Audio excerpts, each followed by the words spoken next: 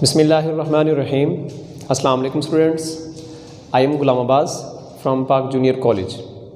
हमने chapter 12 start किया हुआ है। चैप्टर 12 में जिसमें हमने एडिशन रिएक्शन को स्टार्ट किया था और एडिशन रिएक्शन से रिलेटेड फर्स्ट एग्जांपल जो कि एडिशन ऑफ हाइड्रोजन साइनाइड है उसको हम डिस्कस कर चुके हैं। आज का हमारा टॉपिक है addition of sodium bisulphide. Sodium bisulphide का फार्मूला होता है NaHSO3। Sodium bisulphide basically aldehyde के साथ अगर हम रिएक्शन करवाते हैं तो ये बड़ी आसानी के साथ प्रोडक्ट बना देता है। अगर हम इसको कीटोन के साथ रिएक्शन करवाते हैं, फर्स्ट कीटोन जो कीटोन का फर्स्ट मेंबर है जिसमें कार्बोनाइल ग्रुप के दोनों साइडों पे मेथाइल ग्रुप्स होते हैं जिसको हम मेथाइल कीटोन कहते हैं, अगर उसको हम रिएक्ट करवाते हैं सोडियम बाइसल्फाइड के साथ तो रिएक्शन प्रोसीड होगा। अगर उसके अलावा कोई और मेंबर लेते हैं तो रिएक्शन प्रोसीड नहीं होता।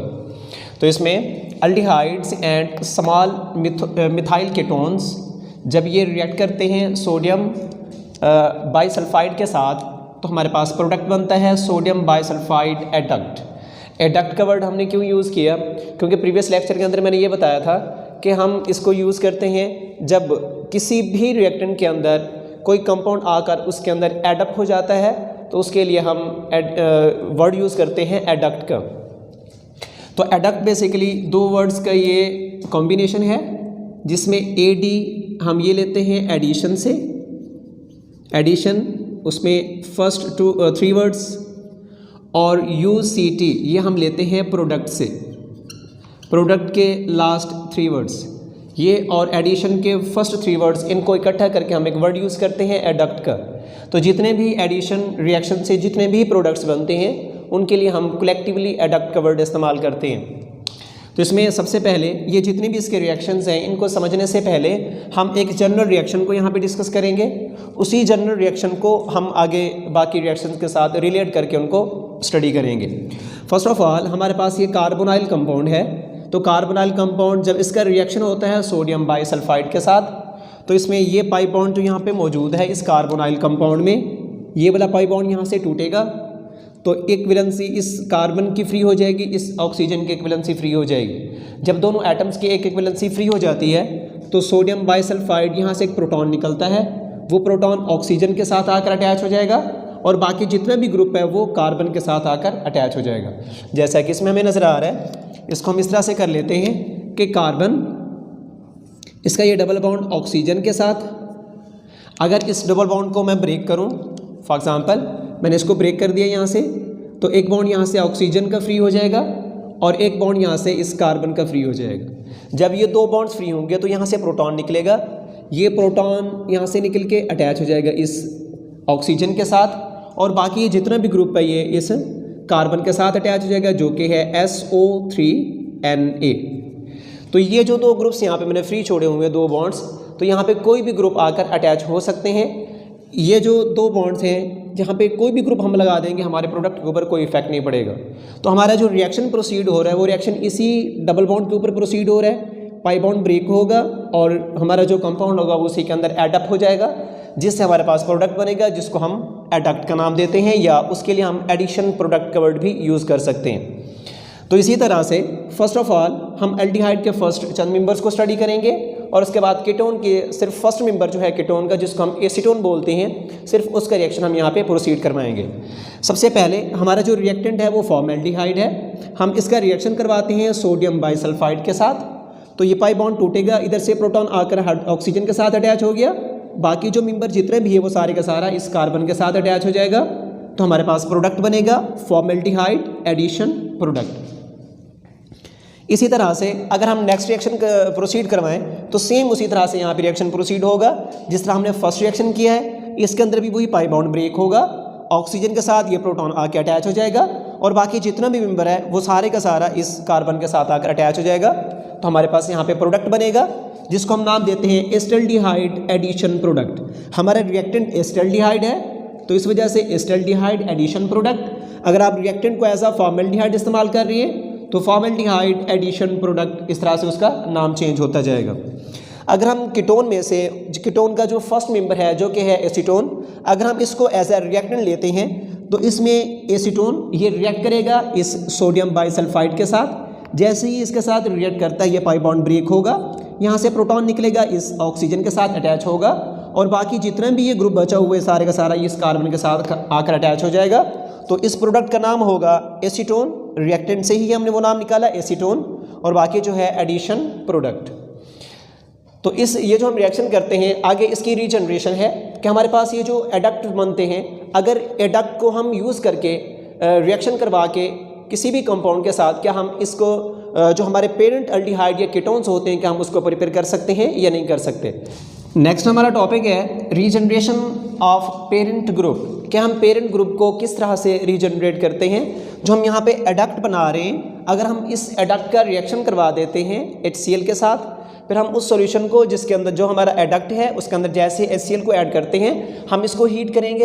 हीट करने से हमारे पास ये प्रोडक्ट बनेंगे जिसमें इधर से एक हाइड्रोजन एटम, इधर से एक ऑक्सीजन निकलेगा और इधर से एक हाइड्रोजन। ये दो हाइड्रोजन एटम यहाँ से एक ऑक्सीजन को गेन करके H2O की फॉर्म में कन्वर्ट हो जाएंगे। तो यहाँ पे बचेगा सल्फर और साथ इसके दो ऑक्सीजन एटम्स। तो ये आपस में अटैच होके SO2 सल्फर डाइऑक्साइड गैस में कन्वर्ट हो जाते हैं। और इसके साथ ही सोडियम जो है, सोडियम ये रिएक्ट कर जाता है इस Cl के साथ, तो हमारे पास एक साल्ट बनता है जिसको हम NaCl का नाम देते हैं। तो ये प्रोडक्ट्स बनते हैं। आप देखें ये जो हमारे पास ये प्रोडक्ट बना हुआ है that is the carbonyl compound. ये वही कार्बोनाइल कंपाउंड है जिसको हमने स्टार्ट पे रिएक्शन के अंदर यूज़ किया था। और इसी के साथ ही अब अगर फॉर एग्जांपल अगर यहाँ पे हम जो प्रोडक्ट ले रहे हैं, यहाँ पे एडिशन प्रोडक्ट जो हमने प्रिपेयर किया था, एडक्ट बनाया था, अगर उसको हम यहाँ पे एज ए रिएक्टेंट लेते हैं, अगर फॉर एग्जांपल आप फॉर्मेल्डिहाइड लेते हैं तो यहाँ पे दो हाइड्रोजन एटम मौजूद होंगे। तो आपके इस प्रोडक्ट के अंदर आपको दो हाइड्रोजन एटम यहाँ पे मिलेंगे, बाकी वैसे का वैसा रहेगा। अगर फॉर एग्जांपल यहाँ पे हम जो है एस्टल्डिहाइड से रिलेटेड प्रोडक्ट को इस्तेमाल कर रहे हैं तो हमारा प्रोडक्ट भी सेम उसी तरह से यूज़ होगा और उसी तरह से हम अपने प्रोडक्ट को यहाँ पे प्रिपेयर करेंगे। तो ये बनेगा एस्टल्डिहाइड, यहाँ पे हम प्रिपेयर कर लेंगे। फॉर एग्जांपल अगर आप कीटोन को यहाँ पे एज ए रिएक्टेंट इस्तेमाल किया था जिससे हमने ये एडिशन प्रोडक्ट बनाया था, अगर हम इसको रिएक्शन करवाते हैं तो इसके अंदर सिर्फ इतना सा चेंज आएगा कि यहाँ पे हम CH3 लगा देंगे तो हमारे पास ये कीटोन प्रिपेयर हो जाएगा। मतलब ये हुआ कि अगर हम फॉर एग्जांपल लैब्स के अंदर काम कर रहे हैं तो लैब में आपने ये जो प्रोडक्ट्स थे एडिशन प्रोडक्ट्स आपने बहुत ज़्यादा मिकदार में बना लिए हुए हैं और आगे आपका जो काम था वो काम खत्म हो चुका है और आपके पास ये प्रोडक्ट बचा हुआ है वहाँ पर। तो इसका मतलब ये हुआ कि अगर आपको ये मेथड रीजनरेशन का प्रोसेस नहीं आता तो आपका ये प्रोडक्ट वहीं पे ज़ाया हो जाएगा। तो हम क्या करते हैं कि इसको HCl के साथ रिएक्ट करवा के वापस से हम वो अपने रिएक्टेंट वहाँ से निकाल लेते हैं जो हमने स्टार्ट पे इस्तेमाल किए थे। तो उसके बाद इस रिएक्शन का यूज़ क्या होता है कि हम ये रिएक्शन बेसिकली करते किस वजह से हैं। तो ये रिएक्शन बेसिकली किया जाता है अगर आपके पास मिक्सर पड़ा हुआ है, डिफरेंट कंपाउंड्स पर पड़े हुए हैं जिसमें डिफरेंट कंपाउंड्स का मिक्सर है जिसमें कार्बोनाइल ग्रुप भी मौजूद है और नॉन कार्बोनाइल ग्रुप्स भी मौजूद हों, तो हम ये रिएक्शन करते हैं। तो ये जो रिएक्शन होता है जिसमें हम फॉर एग्जांपल ये सोडियम बाइसल्फाइड ऐड कर देंगे उसी सॉल्यूशन के अंदर, उसमें वो कंपाउंड जिनके अंदर कार्बोनाइल ग्रुप है वो रिएक्ट कर जाएंगे और एडिशन प्रोडक्ट में कन्वर्ट हो जाएंगे और बाकी वो कंपाउंड्स जिनमें कार्बोनाइल ग्रुप मौजूद नहीं होगा, उनका रिएक्शन नहीं होगा, वो वैसे के वैसे उसी सॉल्यूशन के अंदर पड़े रहेंगे। मतलब ये है कि अगर हमारे पास सॉल्यूशन मौजूद है तो उसमें से हम कार्बोनाइल और नॉन कार्बोनाइल कंपाउंड्स को सेपरेट या प्योरीफाई करने के लिए हम ये प्रोसेस करते हैं। तो इसके यूज़ के अंदर भी यही चीज़ है कि सेपरेशन या प्योरीफिकेशन का प्रोसेस होता है जिसमें कार्बोनाइल और नॉन कार्बोनाइल कंपाउंड्स को सेपरेट किया जाता है। फॉर एग्जांपल एल्डिहाइड मौजूद है और उसके अंदर अल्कोहल मौजूद है, हम वहाँ से एल्डिहाइड को निकालना चाहते हैं तो हम सोडियम बाइसल्फाइड को उस सॉल्यूशन के अंदर ऐड करेंगे। तो सोडियम बाइसल्फाइड एल्डिहाइड के साथ रिएक्ट करेगा तो अल्कोहल के साथ वो रिएक्ट नहीं कर पाएगा। रीज़न क्या है? क्योंकि इसका रिएक्शन कार्बोनाइल ग्रुप के साथ होता है, नॉन कार्बोनाइल ग्रुप के साथ रिएक्शन नहीं होता। तो अल्कोहल में कोई भी कार्बोनाइल ग्रुप मौजूद नहीं होता जिसकी वजह से अल्कोहल के साथ उसका रिएक्शन नहीं होगा। अब इसी के आगे इसका मैकेनिज्म की तरफ मूव करते हैं। मैकेनिज्म में मैंने स्टार्ट पे बताया था कि अगर किसी स्टूडेंट्स ने अभी तक जनरल मैकेनिज्म को स्टडी नहीं किया, उसकी अच्छे से प्रैक्टिस नहीं की, तो डिस्क्रिप्शन में लिंक आपको मिल जाएगा। आपने सबसे पहले प्रैक्टिस करनी है जनरल मैकेनिज्म की। जब तक आपको जनरल मैकेनिज्म अच्छे से नहीं आएगा, आप इस मैकेनिज्म को या इससे पहले जो हमने मैकेनिज्म स्टडी किए हैं या आगे हम रिएक्शंस करेंगे, बेस कैटालाइज रिएक्शन जितने भी हैं, वो आपको आसानी से समझ नहीं आएंगे।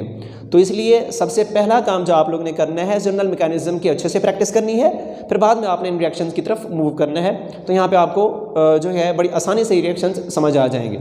अब देखें हमने यहाँ पे ये जो मैंने यहाँ पे मैकेनिज्म पुट किया है अकॉर्डिंग टू बुक है कि बुक के अंदर इस तरह से आपकी बुक में ये मैकेनिज्म गिवन है। तो बेसिकली ये रिएक्शन साथ साथ हम इसको भी फॉलो करेंगे और इसके साथ हमने जनरल मैकेनिज्म के साथ साथ इसके साथ रिलेट करते जाएंगे। हमने स्टडी किया था कि जनरल मैकेनिज्म में बेस कैटालाइज रिएक्शन में बेस को हम एज अ कैटलिस्ट इस्तेमाल करते हैं, तो उस बेस का काम क्या होता है, स्ट्रॉन्ग न्यूक्लियोफाइल जनरेट करना।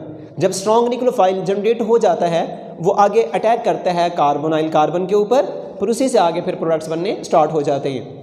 तो सबसे पहला काम यहाँ पे हेडिंग मैंने दी है formation of sulphide ion. According to this reaction हम यहाँ पे इस तरह से हेडिंग दे सकते हैं कि सल्फाइड आयन बनता कैसे, या फिर इस तरह से कहा जा सकता है जिस तरह हमने जनरल मैकेनिज्म के अंदर स्टडी किया था, या फिर हम इसको इस तरह से बोलते हैं सल्फाइड आयन बेसिकली ये क्या चीज़ क्या है, ये है न्यूक्लियोफाइल के फॉर्मेशन ऑफ न्यूक्लियोफाइल, हम यहाँ पे ये वर्ड इस्तेमाल कर सकते हैं। और हमने जनरल मैकेनिज्म में ये बात की थी कि फर्स्ट ऑफ ऑल बेस ने अटैक करना होता है। अब देखें ये जिस तरह से ये मैकेनिज्म है जिसमें NaHSO3 इसके बॉन्ड्स ब्रेक होते हैं, यहाँ से प्रोटॉन निकल जाएगा और सोडियम भी यहाँ से सेपरेट हो जाएगा और दोनों इलेक्ट्रॉन चले जाते हैं इस SO3 के पास। SO3 यहाँ पे नेगेटिव, यहाँ पे नेगेटिव चार्ज। अगर हम इसको इकट्ठा करके लिखें तो हम इस SO3 SO2 negative and O negative इसको हम इस तरह से लिख सकते हैं, for example SO3 double negative. तो हमने इसको यहाँ पे सेपरेट करके लिखा हुआ है, तो इस तरह से भी लिखा जा सकता है, इस तरह से भी लिखा जा सकता है। तो इसका मैकेनिज्म देखें। फर्स्ट ऑफ ऑल जैसे कि हमारे पास ये एक रिएक्टेंट है, अगर इसको हम ओपन करके यहाँ पे लिखते हैं सल्फर जो कि डबल बॉन्डेड अटैच है ऑक्सीजन के साथ, इधर से ऑक्सीजन, 2 ऑक्सीजन एटम और है, ये ऑक्सीजन अटैच है यहाँ पे सोडियम के साथ, और ये ऑक्सीजन अटैच है दूसरी साइड से हाइड्रोजन के साथ। तो इसी को मैंने यहाँ पे ओपन कर दिया। तो first according to general mechanism इसी प्रोटॉन के ऊपर बेस ने अटैक करना है। अगर हम इसके ऊपर बेस का अटैक करवाते हैं, फॉर एग्जांपल OH नेगेटिव इसने अटैक किया इस बेस के ऊपर, तो यहाँ पे बॉन्ड होगा, ये बॉन्ड के दोनों इलेक्ट्रॉन इस ऑक्सीजन की तरफ मूव कर जाएंगे और ऑक्सीजन के ऊपर चार्ज आ जाता है नेगेटिव। तो इस ऑक्सीजन के ऊपर नेगेटिव चार्ज आया, तो आपके पास ये चीज़ किस तरह से हम इसको स्टडी करेंगे। फॉर एग्जांपल इसको इधर मैं कर देता हूँ। अगर ये बनेगा आगे कि OH और H आपस में मिलके यहाँ से वाटर की फॉर्म में यहाँ से निकल जाएंगे, और इसके अलावा ये S जो है सल्फर डबल बॉन्डेड ऑक्सीजन के साथ अटैच है, इधर ऑक्सीजन के साथ नेगेटिव और साथ सोडियम अटैच है, और इसकी दूसरी साइड पे जो है ऑक्सीजन अटैच है और इस ऑक्सीजन के ऊपर चार्ज है नेगेटिव। तो बेसिकली ये जो लिखा हुआ है O नेगेटिव, इसके साथ ये सोडियम आकर अटैच हो जाता है जो हम आगे इस्तेमाल करते हैं। तो बेसिकली ये प्रोडक्ट यहाँ पे बना हुआ है जो आगे इस रिएक्शन में इन्वॉल्व होता है। तो अभी इसमें मौजूद जो ऑक्सीजन एटम है जिसके ऊपर ये नेगेटिव चार्ज मौजूद है, ये नेगेटिव चार्ज अटैक करेगा पार्शियल पॉजिटिव कार्बन के ऊपर, क्योंकि इसके पास इलेक्ट्रॉन डेंसिटी कम है, ये नेगेटिव इसके ऊपर अटैक करेगा। जैसे इसके ऊपर अटैक करेगा यहाँ से पाई बॉन्ड ब्रेक हो जाएगा। अब जैसे ही पाई बॉन्ड ब्रेक होगा, ये जो 2 इलेक्ट्रॉन इस बॉन्ड के अंदर मौजूद थे, ये दोनों इलेक्ट्रॉन शिफ्ट हो जाएंगे ऑक्सीजन एटम की तरफ, और ऑक्सीजन के ऊपर चार्ज आ जाता है नेगेटिव। अब इस सल्फर का बॉन्ड, इस सल्फर में मौजूद जो ऑक्सीजन है उसका बॉन्ड बन रहा है इस कार्बन के साथ। अब ये इसके साथ अटैच होगा तो इलेक्ट्रॉन आगे मूव कर जाएंगे और ऑक्सीजन के ऊपर नेगेटिव चार्ज यहाँ पे क्रिएट हो जाएगा। उसके अगले स्टेप में फॉर्मेशन ऑफ एडक्ट लास्ट पे। अब इसमें देखें ये प्रोटॉन कहाँ से आया, अकॉर्डिंग टू दिस मैकेनिज्म इसमें जो हमारे पास प्रोटॉन था, ये प्रोटॉन लास्ट में इस नेगेटिव के साथ आकर अटैच हो जाता है। बेसिकली ये पॉजिटिव आता कहाँ से है, इसमें देखें जो मैंने आपको मैकेनिज्म ये बताया अकॉर्डिंग टू जनरल मैकेनिज्म, हमारे पास यहाँ पे वाटर का मॉलिक्यूल बन रहा है। जनरल मैकेनिज्म के अंदर भी हमने ये चीज़ स्टडी की थी कि जो वाटर का मॉलिक्यूल बनता है ये आगे लास्ट स्टेप में यहाँ आके यूज़ होगा। फॉर एग्जांपल इस प्रोटॉन की जगह पे मैं इस्तेमाल करता हूँ HOH, तो इसके ऊपर पार्शियल पॉजिटिव चार्ज है, तो ये नेगेटिव अटैक करता है बेसिकली इस पॉजिटिव के ऊपर, ये दोनों इलेक्ट्रॉन शिफ्ट हो जाते हैं इस OH की तरफ, तो यहाँ से OH लास्ट पे निकल जाएगा। अगर हम इसको इस्तेमाल कर रहे हैं वाटर को, अगर आप इस मैकेनिज्म को फॉलो कर रहे हैं, सेकंड स्टेप सेम चलेगा इसमें।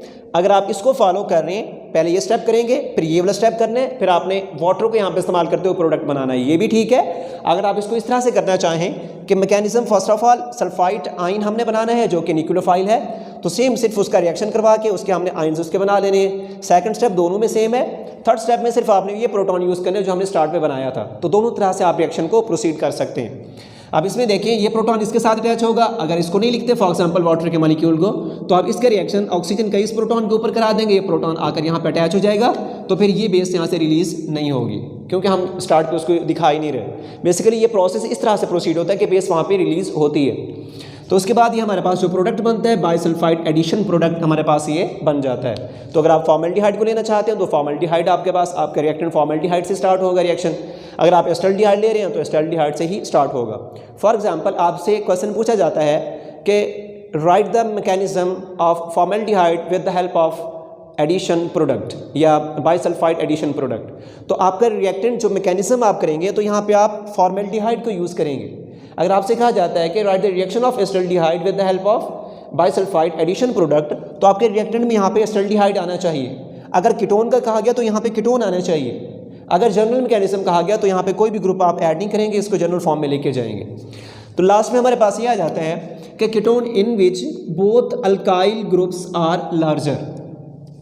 अगर कीटोन हम यूज़ कर रहे हैं, कीटोन क्या चीज़ होती है, कार्बोनाइल ग्रुप के दोनों साइडों पे अगर कार्बन एटम्स मौजूद हों, फॉर एग्जांपल ये कार्बोनाइल ग्रुप है, इसके दोनों साइडों पे अगर कार्बन एटम्स मौजूद हैं, फॉर एग्जांपल इधर भी कार्बन इधर भी कार्बन, तो हम इसको कीटोन का नाम देते हैं।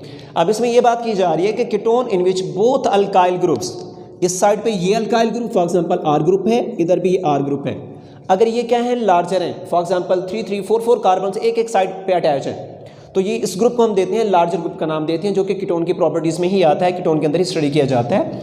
अगर कीटोन में लार्जर अल्काइल ग्रुप्स मौजूद हैं then methyl groups, for example एक है C डबल बॉन्ड O, इधर भी मिथाइल ग्रुप है और इधर भी मिथाइल ग्रुप है, सिर्फ ये जो ग्रुप है ये सोडियम बाइसल्फाइड के साथ रिएक्ट कर सकता है। इसके अलावा फॉर एग्जांपल अगर मैं आपसे कहता हूँ कि यहाँ पे मैं लगा देता हूँ CH2 और इधर लगा देता हूँ CH3, इधर भी CH2 और इधर लगा देता हूँ CH3, तो हम आपसे पूछते हैं कि फॉर एग्जांपल ये MCQs में दिया जाता है इस तरह से कि अगर आपके पास 2 प्रोपेनॉन 2 पेंटानॉन 2 हेक्सानॉन आ जाता है, तो आपने बताना है कि किसका रिएक्शन सोडियम बाइसल्फाइड के साथ प्रोसीड हो सकता है। तो इसका आईयूपीएक नेम भी याद रख लें। फॉर एग्जांपल यहाँ पे अगर 2 मिथाइल ग्रुप्स लगे हुए तो इसका नाम होगा, नंबरिंग हम यहाँ से स्टार्ट करेंगे 1 2 3, तो इसका नाम है 2 प्रोपेनॉन। तो 2 प्रोपेनॉन सोडियम बाइसल्फाइड के साथ रिएक्ट कर सकता है। इसके अलावा कीटोन के बाकी जितने भी मेंबर्स हैं वो सोडियम बाइसल्फाइड के साथ रिएक्शन नहीं कर सकते कि उनका साइज़ बड़ा हो जाता है और उसका रिएक्शन इतनी आसानी से प्रोसीड नहीं होता। ये हमारा आज का टॉपिक था जिसमें हमने एडिशन ऑफ सोडियम बाइसल्फाइड को स्टडी किया। नेक्स्ट लेक्चर में मिलते हैं, तब तक के लिए अल्लाह हाफिज़।